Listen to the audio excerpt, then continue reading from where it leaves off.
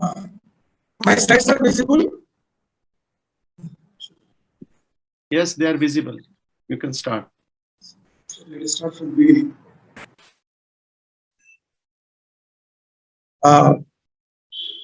Very good evening to all of you. Good evening to chairpersons. Thank you very much for kind words of introduction.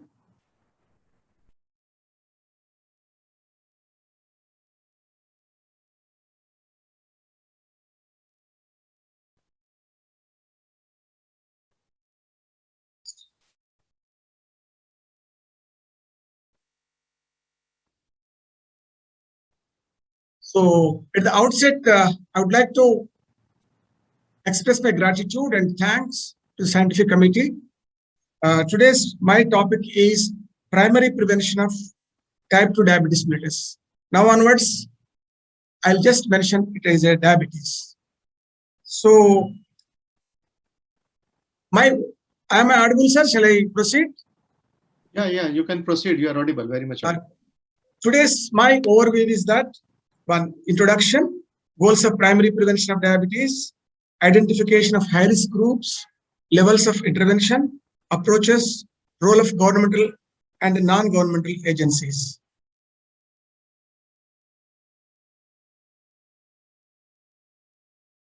So, as you all know, diabetes is a global pandemic.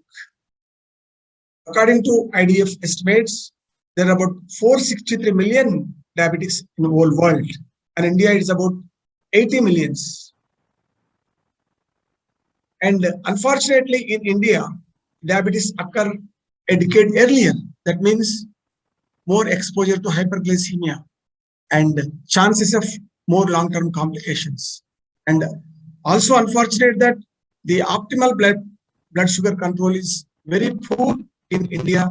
The average national HbA1c is about 9 grams. That's why the chances of dreaded complications are more. India is spending about 154 billion Indian rupees in taking care of this diabetes and its complications, mostly complications. So that's why it's a high time that our healthcare professionals and government should take active role in making India as a diabetes-free complications India. And the next step will be diabetes-free India. It may look impracticable, but the following studies have shown that it is possible. The following studies like Diabetes Prevention Program, DPP, Indian Diabetes Prevention Program, Talking Diabetes Prevention Study, Finnish Diabetes Prevention Study, and Jen Sharon Study of Prevention of Lifestyle Diseases. Of all these, the Diabetes Prevention Program is very landmark study in which the study, the subjects were almost 3,000 subjects were there, and according to their study, with active lifestyle interventions, healthy nutrition, physical exercise, diabetes reduction can be done by about 58%. Then they went on to add metformin. With metformin, they were able to reduce 31%. So it is possible to prevent the diabetes primary aspect. So what are the goals of primary prevention of diabetes? Our goals are to prevent or delay the onset of diabetes. By that, we'll be able to preserve the beta cell function and preventing the delaying the micro and macrovascular complications and reduction of the cause and diabetic care on society.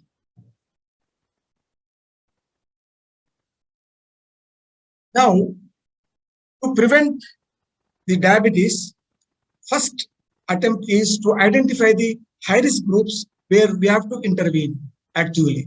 These are following all the high-risk groups like pre-diabetes, obesity, gestational diabetes, family members of diabetic patients, sedentary lifestyle, hypertension, dyslipidemias, history of cardiovascular disease, PCOD, and childhood obesity, children born to GDM patients.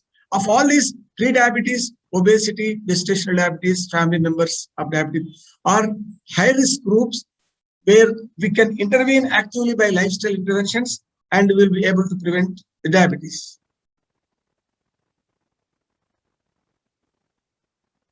What are the levels of interventions? Actually, it should start from the fetus. We should do healthy environment, healthy fetal environment to the fetus, because the overnutrition or undernutrition can result in various problems. For example, overnutrition of the mother will result in overweight of the patient, mother, and gestational diabetes mellitus, leading to large weight babies, and they like to have diabetes in the future. And undernutrition also can lead to low birth weights, insulin resistance, and insulin impaired insulin secretions. Now, coming to primordial prevention, is the prevention of risk factors only, identifying the risk factors, and we have to prevent those risk factors like obesity, physical inactivity. Whereas it comes to primary prevention, we have to focus on high-risk people, as already enumerated: pre-diabetes, obesity, and gestational diabetes patients, and family members of diabetic patients. We have to focus on these high-risk groups. So these are the various levels of intervention. Unfortunately, in India, clinical inertia is always there. So what are the various methods? So in order to identify the high-risk groups, we have got various screening methods. One is very important, is universal, opportunistic. Then following up of the GDM patients, follow up to the children born to GDM patients, antenatal checkup, dental checkup, and overweight children and adolescents, and family members of all diabetes should be screened. Of this universal screening, usually it should be done by governmental agencies, because individually it's not that possible. Government should take active part, and aggressive screening at community level should be done. It can be done from door-to-door survey. Telangana government is already doing this door-to-door survey to identify the high-risk patients and to prevent non-communicable diseases. So opportunistic, this universal screening also can be done at various highly gatherings, get-togethers, like, bus stations, railway stations, and temples, malls, and big corporate hospitals, and vegetable markets. In fact, your APA Karimnagar take active part in conducting the screening camps on days like, World Diabetes Day, World Hypertension Day, all these days. So opportunistic screening means by individual doctors at their clinics. All the specialist doctors, all the group of doctors should do random blood sugar tests for their patients who come to them for another illness, irrelevant things also, because it should be as a one of the vital signs. Because now what are the vital signs? Temperature, pulse rate, BP. Fourth one is oxygen saturation. Now fifth one is random blood sugar. So all the patients who are coming to our clinics can be screened with random blood sugars. Now, follow-up of GDM patients. This is also very important, because GDM patients, gestational diabetes patients, they are high likely to have full-blown diabetes in their future life. That's why these GDM patients should be followed, and annual checkup should be done to take to see whether they are developing into overt diabetes. And active intervention by way of lifestyle, healthy nutrition, and physical exercise. Those who are obese patients.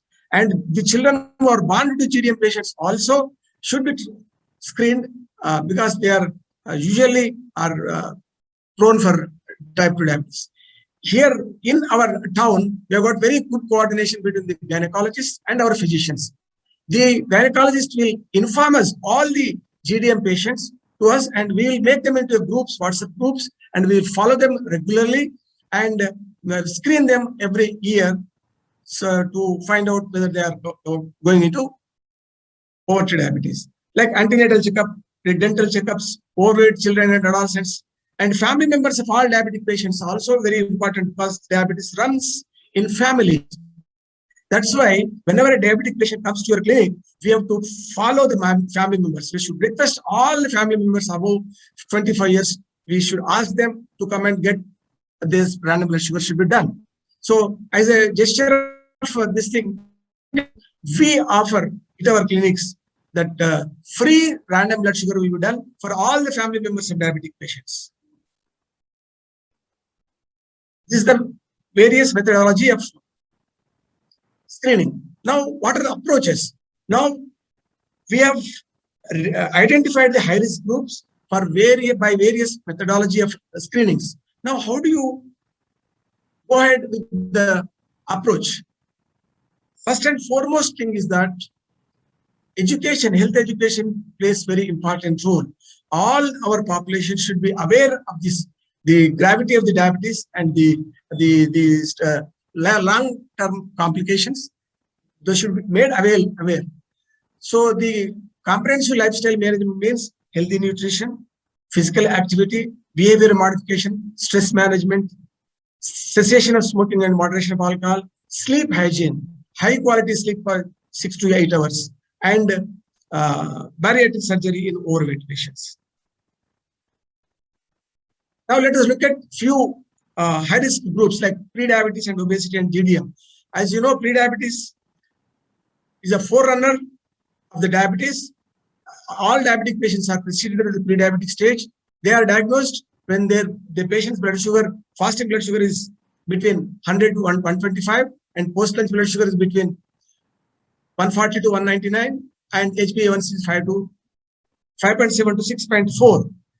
So these pre-diabetic patients, according to IDF estimates, there are about 373 million pre-diabetics. In India, there are about 60 to 70 million pre-diabetics are there. Their etiopathogens also is beta cell function deterioration, and they are prone for all sorts of long-term complications. And if necessary, that's why they should be aggressively monitored, aggressively treated with lifestyle intervention, and if necessary, pharmaceutical interventions. That's why there are so many arguments that pre-diabetes also should be treated as diabetes and aggressively managed in order to prevent long-term complications. So what are the lifestyle modifications? Attempts to lose 5 to 10% of the body weight and participate in physical activity 150 minutes per week, at least. In overweight patients, 1 hour daily it should be there, and 6 to 8 hours sleep daily. And healthy lifestyle measures, including diet and physical activity, are equally important of non-obese patients with pre-diabetes also. So next is medical nutrition therapy. Carbohydrates content should be limited to 50%, less than 50% of the total calories. Complex carbohydrates should be preferred over refined products. Low glycemic index and low glycemic load foods should be preferred. When it's come to protein intake should be maintained at about 15 to 20% of the total calorie intake. Of course, in renal diseases, dysfunctions, they should be less. And non-vegetarian foods are very good source of high-quality proteins, but high-quality proteins are also available from the plant source. You can prefer plant source also. And at the same time, the intake of red meat should be avoided. When it comes to fats, fat intake should be limited to less than 30% of the total calorie. Oils with high monounsaturated fatty acids and polyunsaturated fatty acids should be used. Use of 2 or more vegetables oils are recommended in rotation. Saturated fatty acids intake should be less than 10% of the total. These are the food groups and patterns. Diet rich in fruits, leafy vegetables, nuts, fibers, whole grain, and unsaturated fats preferred. Food plates should include pulses, legumes, unprocessed vegetables, and low-fat dairy. Extreme dairy diets include low-carbohydrate, ketogenic diet, gluten-free, can be tried in obese patients. And alcohol should be moderated, smoking should be stopped. Artificial sweeteners in moderate amounts only, not more than 2 to 3 grams per day, advised. So this chart again shows the same thing. Physical activity list, this is very important. Minimum of 150 minutes moderate to severe intensity aerobic exercise. It includes resistance exercise also. And minimize uninterrupted in sedentary life. This is also very important. Most of our diabetic patients, they spend a lot of time watching TVs, sitting in a particular place. So for more than hours together, This should be discouraged because studies have shown that even normal people also, this sit at a place for more than 1 hour, they are prone for development of diabetes. So sitting at a place more than 1 hour is itself is a risk factor for developing diabetes. And now latest concept is that instead of doing continuous 40 minutes walk, our patients, we can advise them to take low intensity, short 10 minutes walk after every meal. This is shown to decrease the postprandial hyperglycemia also. So this particular chart has clearly shown that those who do regular physical exercise have lower incidence of diabetes, whereas the patients who have sedentary people with TV viewing, they have got increased incidence of diabetes. So even pre-exercise assessment also can be done because many patients may have neuropathy, retinopathy, coronary arteries, and peripheral artery diseases.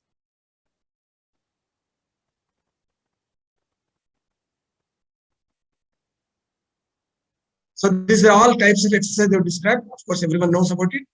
So already I mentioned about diabetes prevention program. This they have used about 3,000 subjects, used healthy exercise, healthy food and exercise things, and they were able to reduce incidence of diabetes by 58% by lifestyle, only 31% by metformin. So that's why it shows the importance of lifestyle modifications, interventions.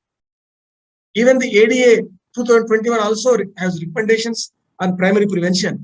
At least annual monitoring of type 2 diabetes for development of type 2 diabetes of all pre-diabetics suggested. At least once in a year, all the pre-diabetics should be monitored.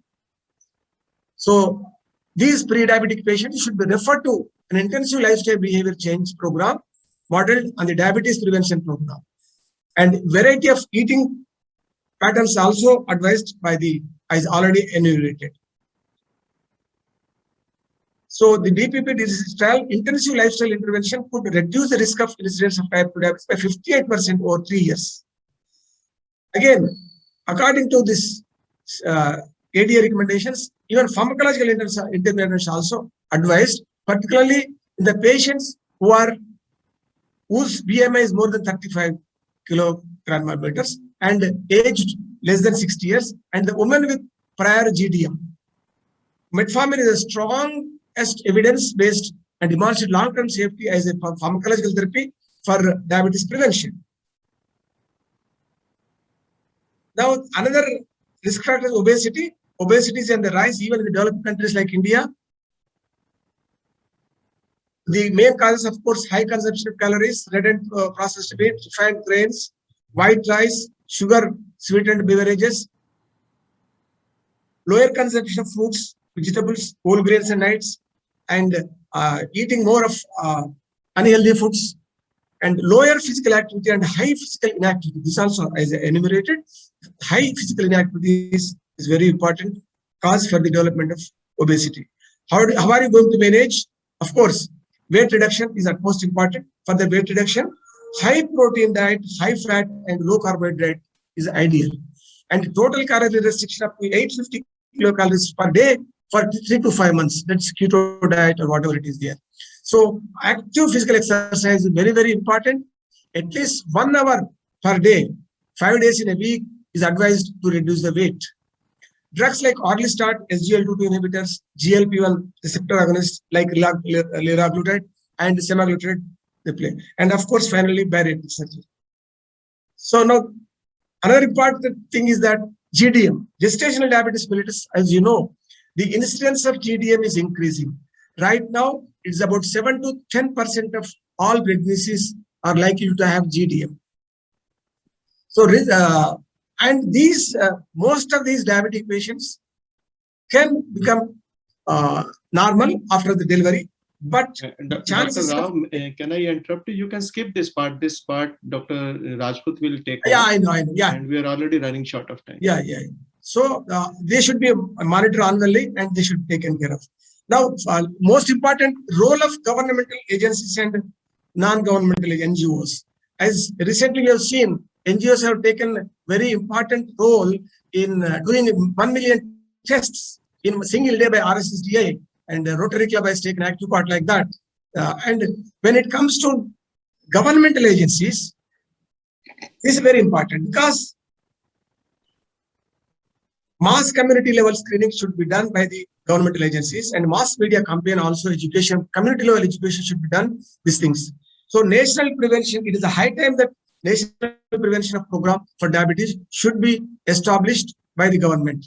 And here the healthcare providers and as well as association like API and RSSDA, they should take active part in convincing educating the leaders, political leaders, and sensitizing them about the importance of the primary prevention of diabetes. For that, we have to see the modification to the built environment for physical activity to improve pedestrian and bicycle transport system. Establishment of infrastructure like parks, recreation facilities, walking tracks, bike paths, and pavements. When we see in USA or European countries, there is a walk culture and bicycle culture is very much prevalent because they are provide a separate bike paths on the roads so that all the population they use cycles before reaching the metro and one day holiday for the all four wheels there in India. So that on that particular day our population should use bicycles and walk. Subsidized public transport system should be there. And our schools should have playground, and government should not give any permission to the schools, those who don't have playgrounds. And this health education of diabetes should be incorporated in the school curriculum, both primary, middle, and high school students. And at residential level also, all gated communities should have facilities to encourage physical activity. Open air please, gyms. can you sum up it fast? Yeah, I'm coming. Open air gyms, which are accessible to the poor people, and population level approach to prevent the food modifications. That's important. And taxation on unhealthy foods like red meat and junk foods, and subsidies on healthy foods like fruits and vegetables. And finally, role of digital technology also we should take into consideration, like telemedicine, social media like WhatsApp, Facebook, Instagram, smartphone apps, sending SMS and WhatsApp messages to the various people in the health education should be done. Now, coming to summary, diabetes, type 2 diabetes mellitus is a global pandemic, and morbidity is, mortality is more. Indian populations are more prone for high incidence of long-term complication. Our government is spending, and we are spending most of the times, huge money. It's a huge burden, economic burden. That's why the time has come for all of us, including government, to take active part to make India a diabetic complication-free India. And finally, of course, diabetes-free India, if we take active part, it's possible. Thank you very much for patiently listening.